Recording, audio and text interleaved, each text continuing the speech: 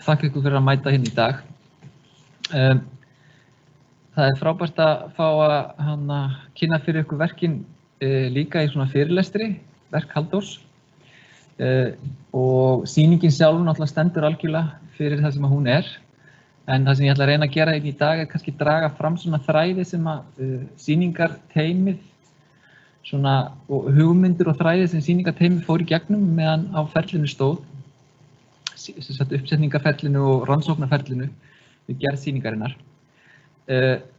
Sýningin á eftir að standa núna alveg fram í janúar og það verða fleiri fyrirlestrar líka sem tengjast sérstökum efnum, bæði verða leiðsagnir og eins fyrirlestur sérstaklega tengdur vísnabókinni.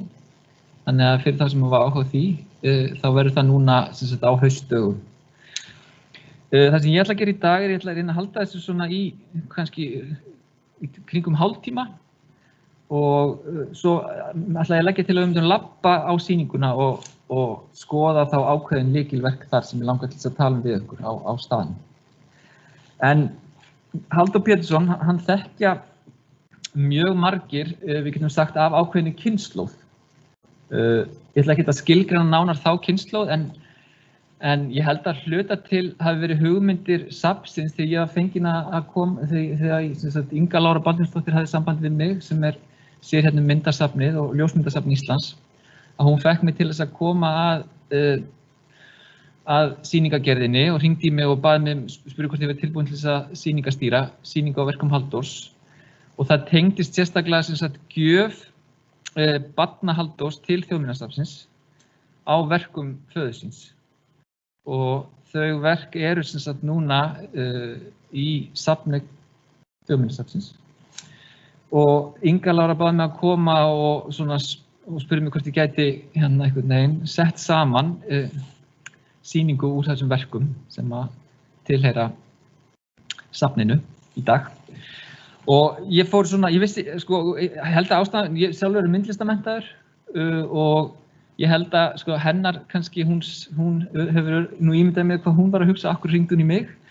En ég held að hafi hluta til verið vegna þess að ég búin að vera hluti af sýning, eða svona rannsóknarverkefni sem tengist, Félagi íslenskra teiknara og stofnendum í Félagi íslenskra teiknara. Þetta rannsóknarverkefni sem ég búin að vinna með Guðmundi Oddi Magnúsinni og við erum búin að vera að þessu núna í nokkur ár. Og Halldór einn af þessum stofnendum Félags íslenskra teiknara, FÍT, eins og heitir í dag. Og þeir voru það voru 10 félagsmenn sem stofnuðu félagið upp úr 1950, í kringum 1950. Og Halldór var þar einn af stofnmeðlimunum og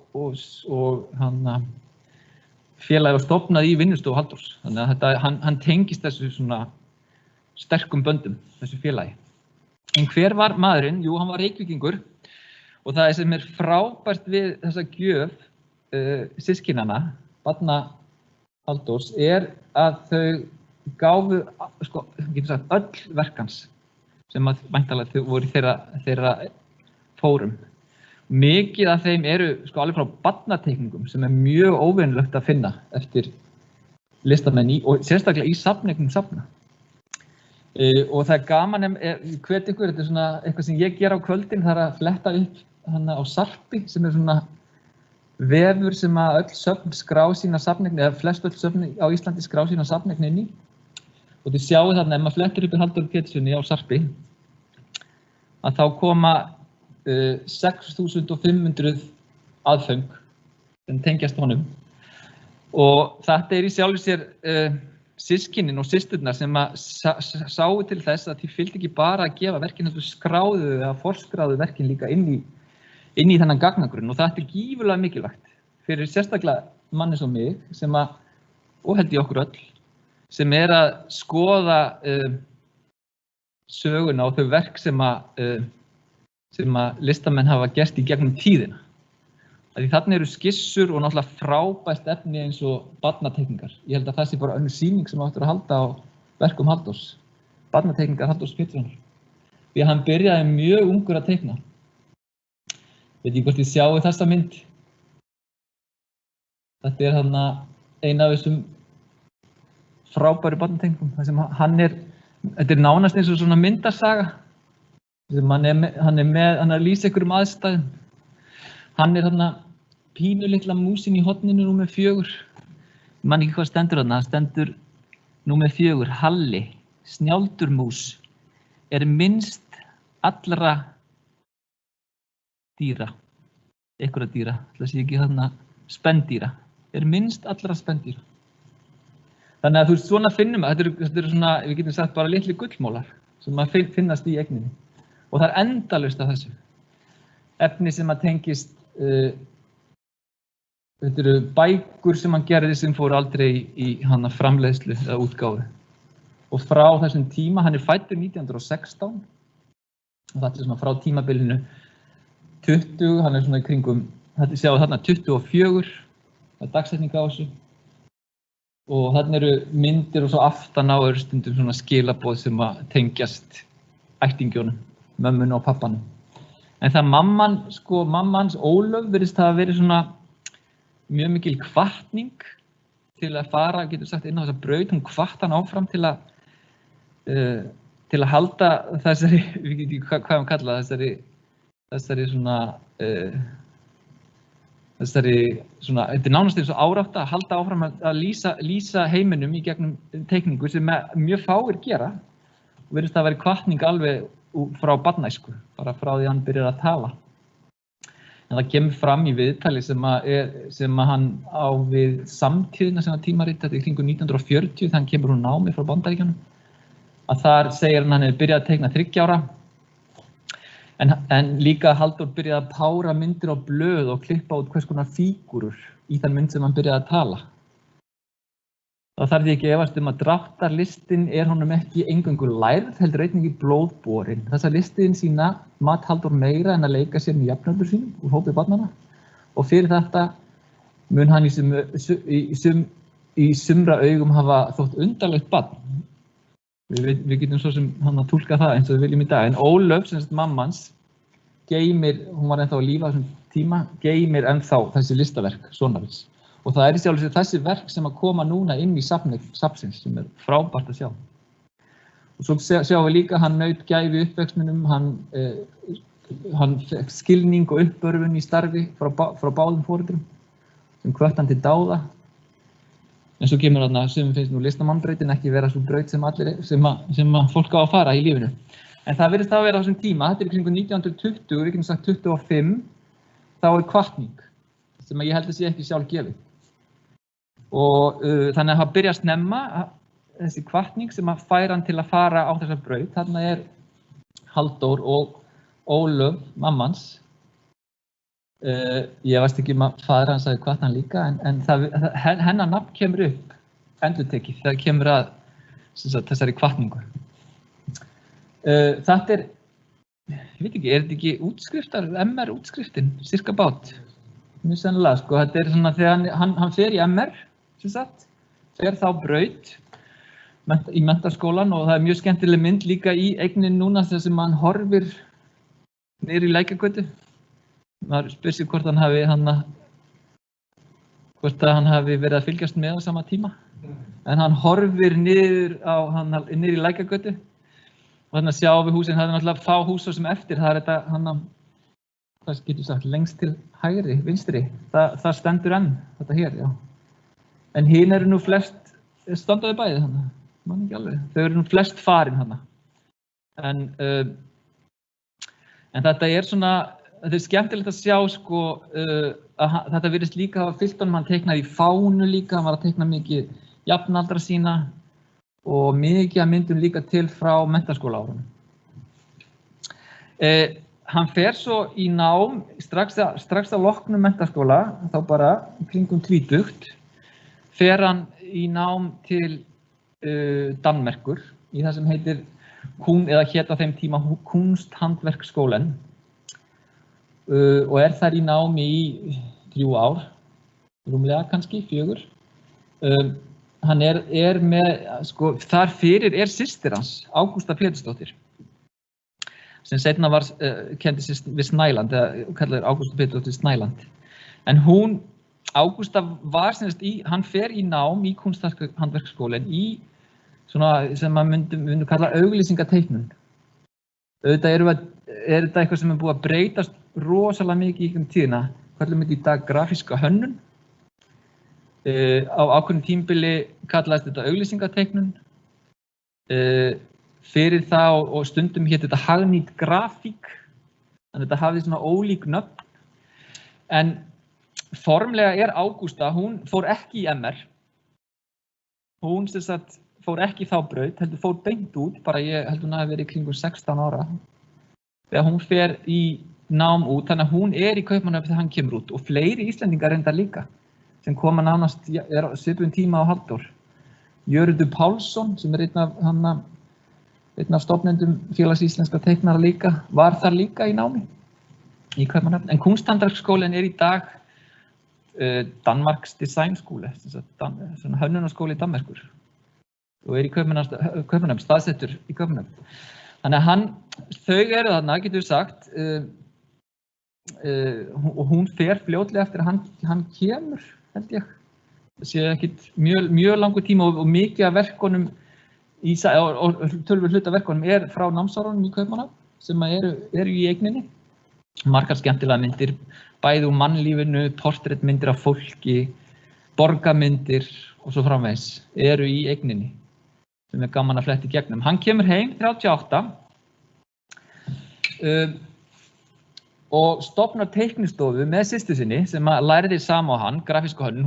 Hún er titluð fyrst, ein af þeim fyrstu sem lærir auglýsingateiknun, getur við sagt. Hann tekur við, kemur nokkrum árum seinna og svo verður fagið stærra og stærra en Halldór Pétursson teiknari og Ágústa Pétursdóttir stofna teiknistofu í Aðalstræti 12. Og við sjáum að það finnast auglýsingar í blöðum þar sem þau eru að kynna starfsemi sína og þau eru starfandi í þó nokkur ár, 4 ár kannski. Og við sjáum að þau vinna saman, en síðan vinnur hann líka að einhverju leyti, að því svo giftist hún, svolítið eins og tíðkaðist á þeim tíma, þá hætti hún að vinna. En teiknistofan í Aðalstræti 12 er líka einhverju leyti tengd þeirra fjölskyldu. Við veitum ekki hvort við áttum okkur á því hvað Aðalstræti 12 er í dag. Það er í beint á móti miðbæjarmarkaðinum, getum við sagt, sem ég veit svo sem ekki hvort að fólk átti sig á því heldur hvar er. En hann er alveg í Aðalstrætinu, í lunga bæjarins og það hús brennur 77. En var þá ekki í eigu fjölskyldunar, þetta er fjölskylduhús. Fjölskylda Halldórs og Ágústu átti húsið, getur við sagt. Það var tengt fjölskyldu þeirra. En það amma þeirra rak þar verslun. Það var þekkt verslun í bænum. Hannyrða verslun. Hún er talin eina af fyrstu kaupakonunum í Reykjavík. Ágústa Svendsen, er það ekki? Já. Þannig að þetta hús brennur 77, það er bara gaman að reyna að átta sig á því hvar og í hvernig aðstæðum fólk var að vinna. Þetta var miðbærinn í Reykjavík, pínulítill. Þú vannst oft fyrir ættingja eða eitthvað sem þú þekktir og það voru alls ekki mikið af auglýsingum eða myndmerkjum eða bréfhausum eða umbúðum verið að hanna á þessum tíma.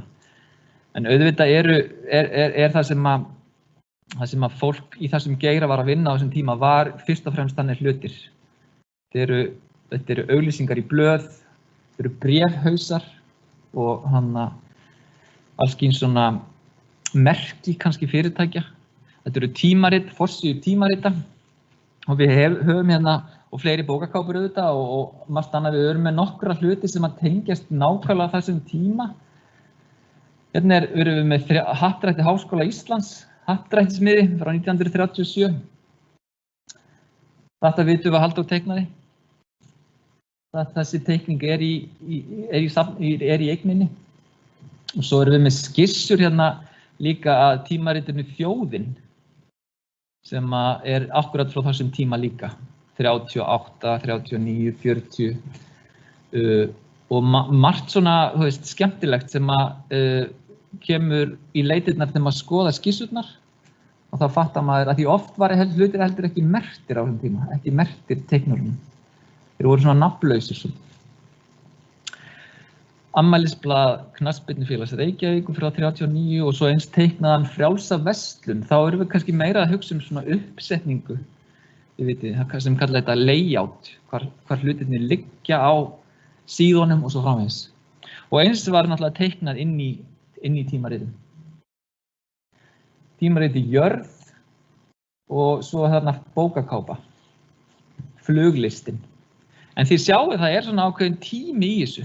Ég veit ekki, persónulega, maður sér svona, það eru breytingar, þetta eru þessi ár 30, þetta er millistríðs svona lúk á þessu, millistríðs svona tilfinning.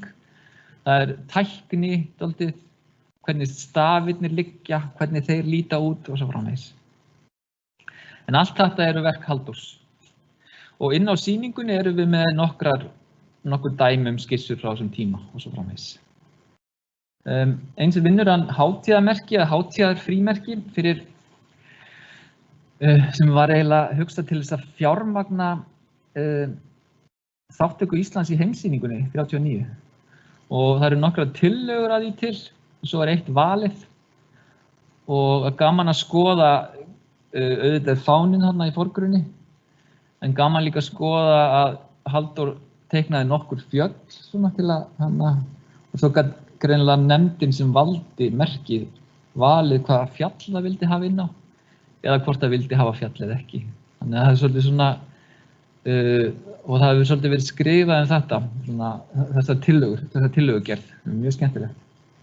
Og þetta er allt varðveitt í Þjóðskjalasafninu, þessar tillögur, og þær eru hérna á sýningunni, þannig að gaman að skoða líka í smáatriðum hvað ræðir. Og svo hefur við dæmi myndmerki sem að hann vann, eða svona logo eins og við kallum það í dag, og það er Kolaverslun Suðurlands.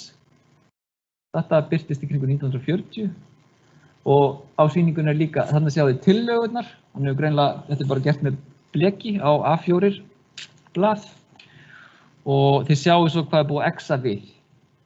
Þannig að hann hefur sýnt, sem sagt, væntanlega einhverjum forstöðumönnum, þetta og svo velja þeir það sem þeir vilja.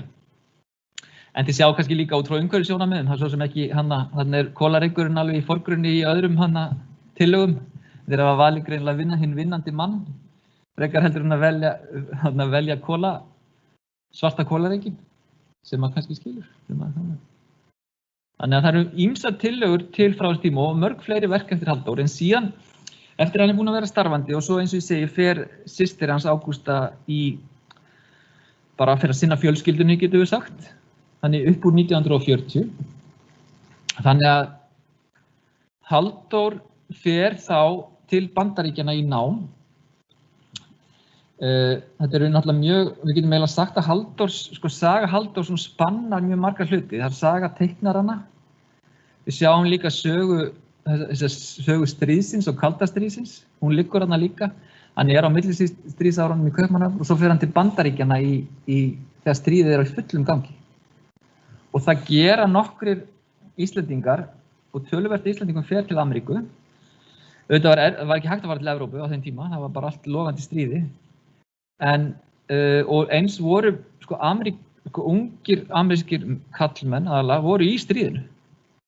Og mikið Evrópubúum fór til Ameríku. Og hann er þarna hluti af, þið sjáu þarna fleiri nöfn sem þið kannist við, Örlygur Sigurðsson sem var í námi líka, Lúísa Matthíasdóttir, Selma Jónsdóttir sem var seinna forstöðumaður Listasafns Íslands, læra listfræði, Nína Tryggvadóttir og svo framvegis. Þannig að þetta var töluverður hópur af fólki og eins hljóðfæraleikarar sem hann var kannski meiri samskipti við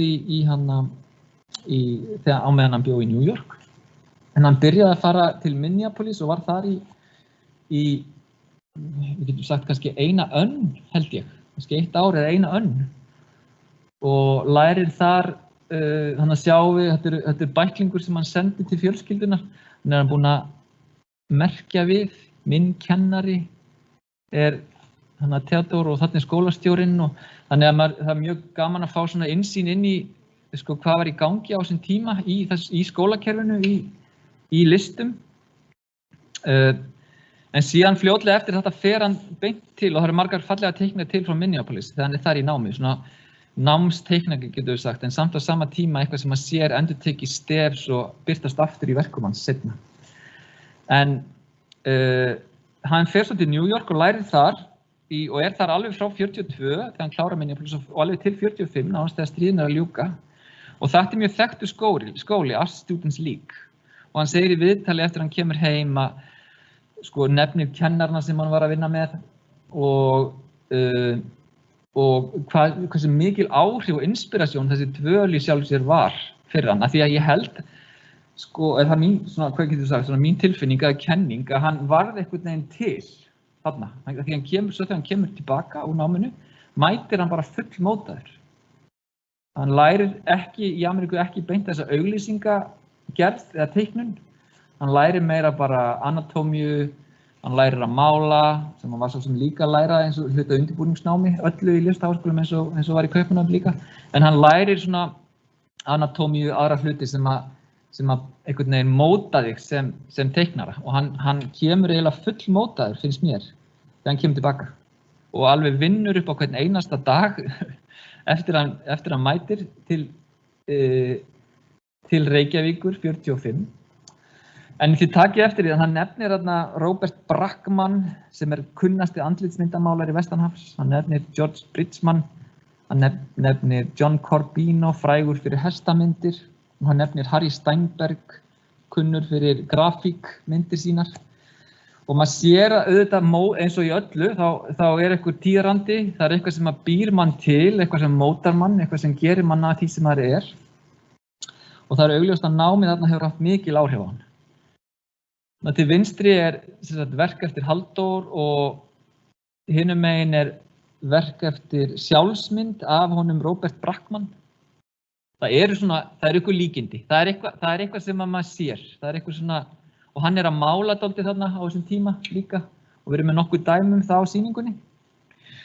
Þannig að það gaman að sjá, þú veist, áhrifin, svona hvernig fólk lærir ákveðin vinnubrögð og hvernig það tilengar sér vinnubröð eins og Halldór gerir í þessu tilviki. Hérna erum við með grafíkmynd, lithografíu sem hann vann í dýragarðinum. Við sjáum skissurnar af henni hérna. Þessi mynd á sýningunni. Mikill tíðarandi líka í mörgu.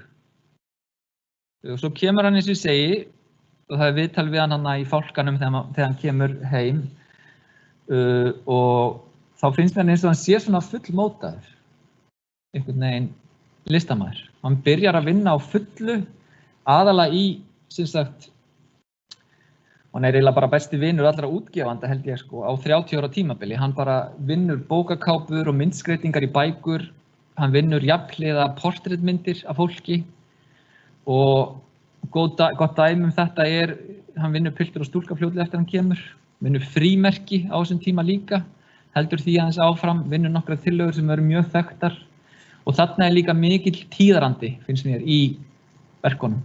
Það flugið, það nútíminn, það hvernig allt að koma til okkar, það breytingarnar úr bæ í borg og við reynum aðeins að lýsa þess á sýningunni. En svo þetta hesturinn og hestamerkið sem hann vann upp úr 40, man ekki hvað, 47-49. Þetta líka svona einkennismerki Halldórs í gegnum tíðina, að vinna þessar stóru stúdíu af hestum og dýrum. Þetta merki fór í gífurlega dreifingu og var held ég prentað í mörgum milljónum eintaka. Og Halldór einn af þessum sem eftir hann kemur heim, hann vinnur mikið inn í hluti sem við vitum ekki hann höfundurinn. Þetta eru frímerki, þetta eru peningaseðlar sem hann gerði fyrstu seðlaröð Seðlabankans, Landsbankans Seðlabankans, sem birtist 60, unnin hann á árabilinu 58 til 60 cirka. Og það gaman að sjá skissur hans sem á sýningunni, skissurnar af verkunum. Við sjá bara að þetta eru bara vatnslitateikningar, sem fá svo form, stundum pennateikningar líka, sem fá svo form og eru unnar á þannan hátt sem seðla, því það náttúrulega bara einhverjar örfáar prentsmiðjur í heiminum sem prenta peningaseðla. Og þarna sjáum þið Bradbury Wilkinson, sem í Bretlandi, og sjá hvernig þeir taka efnið frá honum og gefa því form. Og þetta eru þessir grafarar sem grafa í þessi mót. Og þetta enn þann dag í dag unnið á þannig hátt og frímerki líka. Þarna seðlaröðin öll og á sýningunni eru líka þessar tillögur hans. Og svo sjáum við hans þróunina og eins komment frá honum á hvernig hægt að aðlaga hluti og breyta þeim.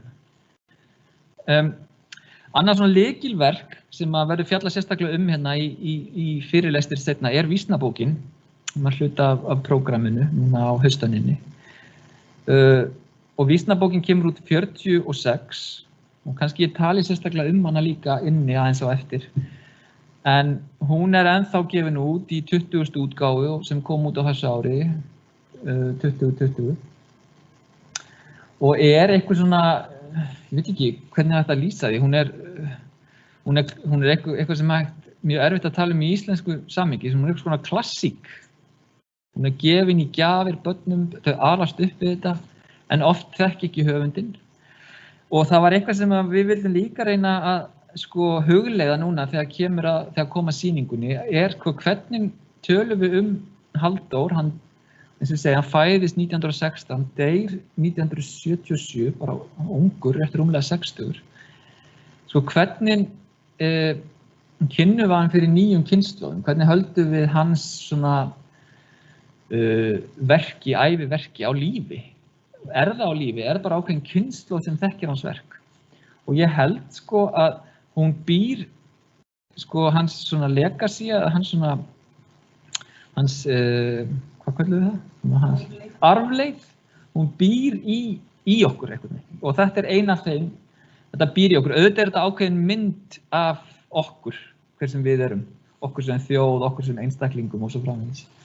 En ég held að það sem skemmtilegt við þetta að átta sig á því að hann að myndgera eitthvað sem að helst svo lífi í mörg ára. Oft finnum að bókinu svona.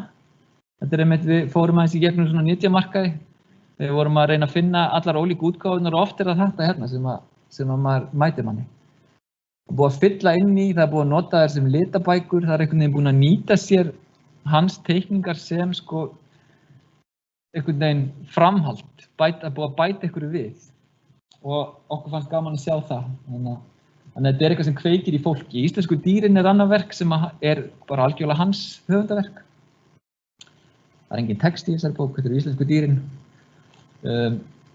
Svo það þessi myndvæðing, ríkisútgáfa námsbóka náttúrulega búin að vera starfandi og það eitt af því sem hann gengur inn í alveg leið og hann kemur að utan. En ríkisútgáfa námsbóka búin að vera starfandi alveg frá stofnun lýðveldis nánast. Og hann vinnur þessa bók, lesum og lærum 62. Og hún í sjálfum sér, auðvitað erum við með gagn og gaman sem Tryggvi Magnússon vinnur miklu fyrr. En það í sjálfum sér svona eins og stafabók, svona þegar þú ert að læra stafina. Og það voru nokkra bækur gefnar út sem auðvitað svona klassík, getum við sagt. En lesum og lærum eina af þessum bókum sem stöðugt í prentun í 20 ár. Og hún líka fyrsta bókin sem í lit, getum við sagt. Hún unnin sérstaklega þannig og það eru frábærar frumskissur sem eru til í Menntamálastofnun af lesum og lærum. Og þar fundum við sýningarteymið, við leituðum bæði í Þjóðskjalasafn, Landsbókasafn, Menntamálastofnun, Listasafn Reykjavíkur, verk hans liggja allstaðar. Þau liggja í skjalasöfnum og maður finnur þau í ótrúlegustu stöðum. Þannig að það var líka eitthvað sem kom okkur á óvart. Seðlabankinn með allar tillögurnar af seðlunum, Þjóðskjalasafnið með frímerkin og skjalasafnið á Akureyri með bókakápur sem enduðu einhvern veginn þar í gegnum prentsmiðjur sem voru á Akureyri, prentsmiðja Odds Björnssonar sem hann vann mikið fyrir, Öddubækurnar, allar forsíðurnar á Öddubókunum. Þannig að maður finnur hluti Halldórs víða. En oft það þannig að fólk veit ekki hver höfundurinn. Eins og til dæmis í nokkrum tilvikum. Auðvitað þannig að auðvitað skráning líka eitthvað sem gerist yfir tíma. Þannig að fólk að átta sig hver höfundurinn. Mér langar aðeins að tala þetta sem hann vinnur fyrir fyrir tímarit, hann vinnur fyrir vikuna, ég sjá þarna, vikan byrjar að koma út 38 eða 39, þannig að hann vinnur alveg frá upphafi, forsíðu fyrir vikuna, sem eru meira, við getum sagt svona upplýsingagrafík hann í upphafi, en síðan verður hann þessi stóri teiknari, eins og ég segi, þannig kemur heim og búinn að kynnast svona myndheimi Bandaríkjanna, sem eitthvað annað. Það er einhvern veginn öðruvísi birta á þessum tíma í verkum sem eru unnin í Bandaríkjunum. Ég sjá jólablað þarna frá 58 sem eitthvað svona sjálfsmynd af Halldóri. Og það gaman að bera hann saman við Rockwell, Norman Rockwell sem þið kannist örugglega við, sem var þessi stóri teiknari sem teiknaði fyrir Washington Post Saturday Evening Post í yfir 30 ár. Það forsíðu einu sinni í viku. Og þetta eitthvað, ég veit ekki hvernig þetta lýsa því, þetta eitthvað svona, einhver þráður sem maður nær sambandi við. Þetta þrefalda portrett Rockwell sem mjög þekkt verk eftir hann, þrefalt sjálfsportrett. En auðvitað þetta líka Rockwell þarna, maður sér svona, ég veit ekki, það eitthvað svona, auðvitað stíllinn allt annar, svona öðruvísi nálgun, en það samt svona, það einhver sýn sem ég sé hana, einhver tenginga við. Og hann vinnur þessar vikukápur alveg á 5 ára tímabili, mjög stíft. Ég held að vinni kannski 20, auðvitað kemur vikan út einu sinni í viku, þannig að það eru 58 ári, hann gerir ekki alveg 58 ári, en hann gerir allavega aðra hverja viku, hann gerir svona 20 og eitthvað vikur, forsíður, og hann aðra hverja viku sem hann vinnur. Og þetta allt unnið þannig að hann vinnur bara vatnslitamynd, sem svo fer í gegnum prósessin og birt á forsíðunni.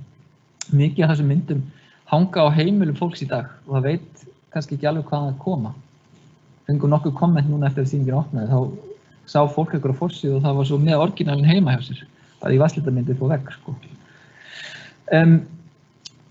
Og það alls nýst komment, það eins og ég sá hérna, það komment á bara svona fjölskyldulífið og svona pólitíkina, en svo líka komment á listina sem mjög skemmtilegt og hefur lítið svo sem verið kannski greint að fjalla það. Þannig að það komment á sjálfsmynd listamannsins, en líka á sjálfsmynd hugsanlega borgarinnar eða borgaranna eða hvernig sem við viljum orða það. Hann vinnur líka fyrir Úrval, en þetta aðeins þetta er 65 til svona 69 cirka, og þetta eru ótrúlega fallega myndir frá Reykjavík. Þetta fyrir Torfu samtökin. Þetta einhvern veginn, hann að horfa á gömlu Reykjavík svona þurrkast út og loftnetin og rafmagnsstaurarnir og flugvélarnar einhvern veginn að taka yfir. Við erum með, þetta ekki braggarnir sem voru bara hér. Þetta sé hérna bara á Birkimel. Eða ekki? Og svo erum við með Litlu Brekku hérna í Suðurgötu. Þannig að þetta bara Reykjavík sem farin, en líka var sjálfur sér að fara á þessum tíma. Þannig að hann var svona að horfa og var að sjá hlutina hverfa. Gasstöðin við Hlemm, Suðurgata 7 sem núna upp á Árbæjarsafni. Þannig að við sjáum svona, þú veist, það einhverjar, hann að horfa, hann að greina, hann að túlka, hann að birta okkur, og þetta kom út hérna, Úrval kom út einu sinni í mánuði, svona eins og kallast í Ameríku svona Reader's Digest, þetta svona þýðingar og greinar sem koma út úr ólíkum áttum. Og einhvern veginn hann myndgerir þarna einhvern veginn svona kjarna þjóðarinnar, en síðan annað sem mjög gaman að skoða, og það mikið að myndum í safneigninni sem tengjast teikningu sem hann gerir fyrir framan sjónvarp. Og það náttúrulega þessi mynd alveg ótrúlega skemmtileg í þessu samhengi. Þetta þetta ekki fyrsta útsendingi, 30. september 66. Þannig að sjónvarpið, hann var greinilega komið með sjónvarpið, og svo hann þarna að vinna fyrir framan sjónvarpið þegar hann að horfa líka. Þannig að hann ekki að prjóna eða einhvern veginn í símanum fyrir framan sjónvarpið, eins og sumir í dag heldur hann að teikna. Mér langaði sérstaklega aðeins að tala merkin sem hann vann, sem við þekkjum mörg hver.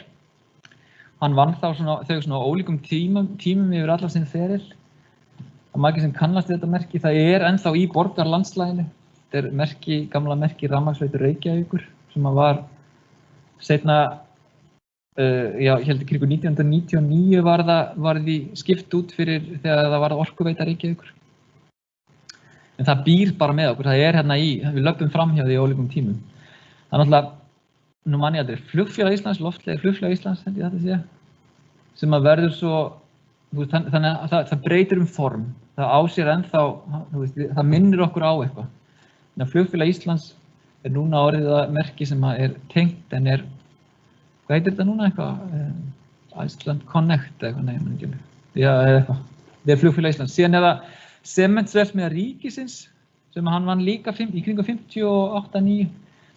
En í dag til Sementsverksmiðjan á Akranesi, en það sama form eitthvað, það eins. Það svolítið svona, það eitthvað fegur í því að sjá hvernig hann þýðist yfir í nýjan tíma líka.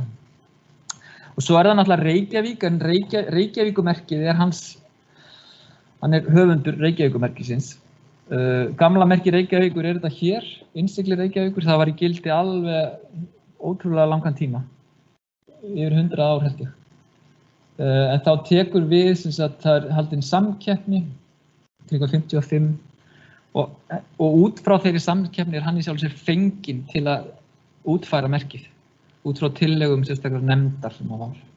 Og hann sem sagt höfundur þessa merki sem við sjáum í dag og í dag komið í eins og klassískt komið í algjöra staðla og búið að koma fyrir í svona sérstöku formi, má birta það ákveðin hátt og ákveðin hátt ekki. Sko. Þannig að hann býr í þessu merki. Mér langaði svona, á sýningunni ekki mikið af þessum skopteikningum sem hann vann, ég veit ekki hvort það rétt að kalla þetta það samt skopteikningar, en hann vann í speilin alveg frá 47 þegar hann kemur úr náminu. Og hann í sjálfum sér allt umlykjandi í þeim geira. Þetta var Tryggvi Magnússon mjög svona, hann vann mjög mikið líka en svo svona upp úr 50 að þá eiginlega svona róast mikið hjá honum, hann vinnur miklu minna eftir 1950.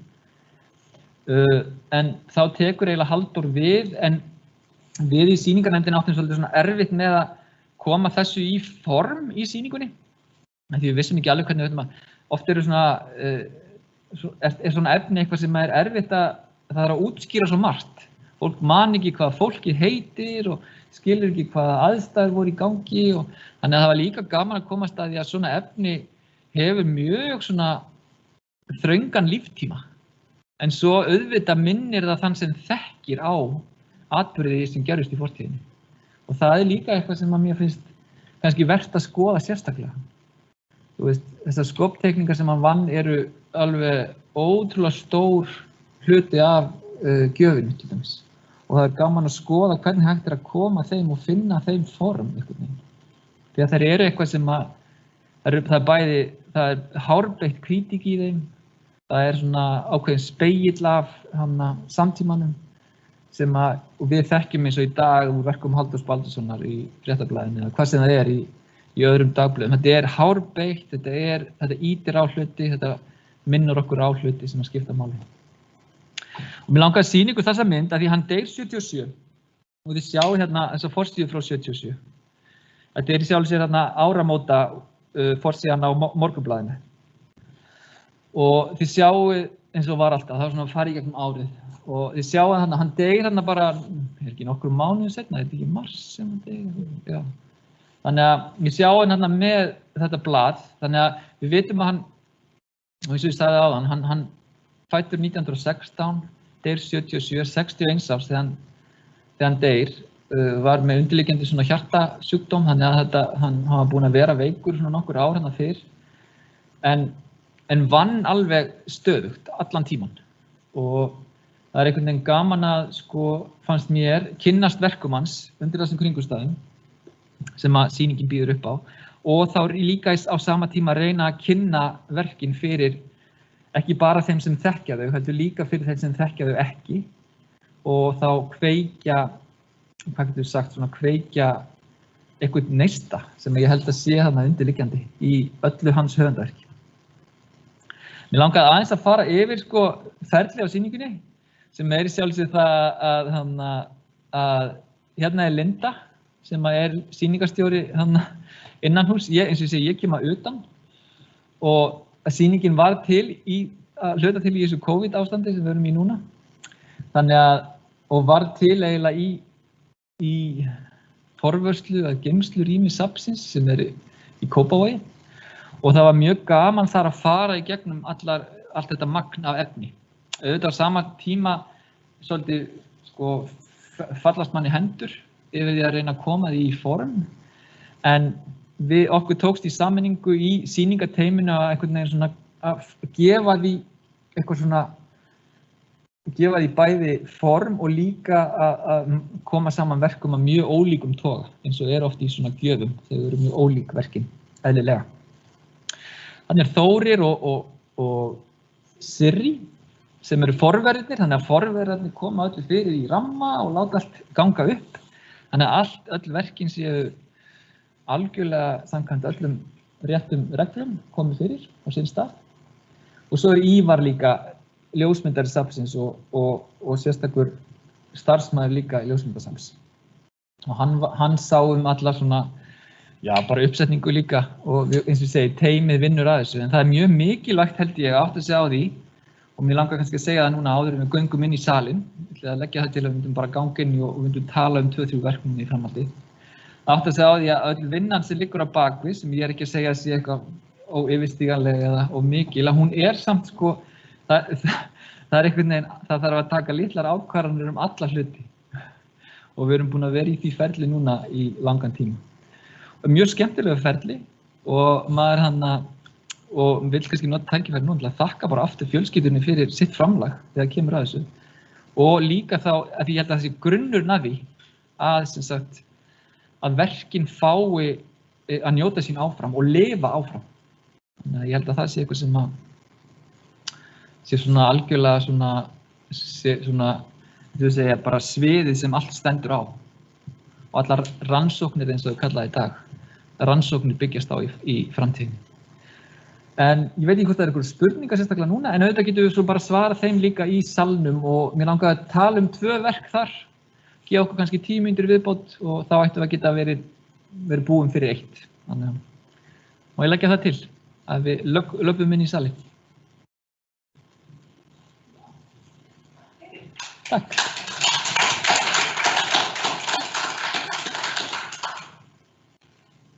Skal ég enda inn á spöndarum.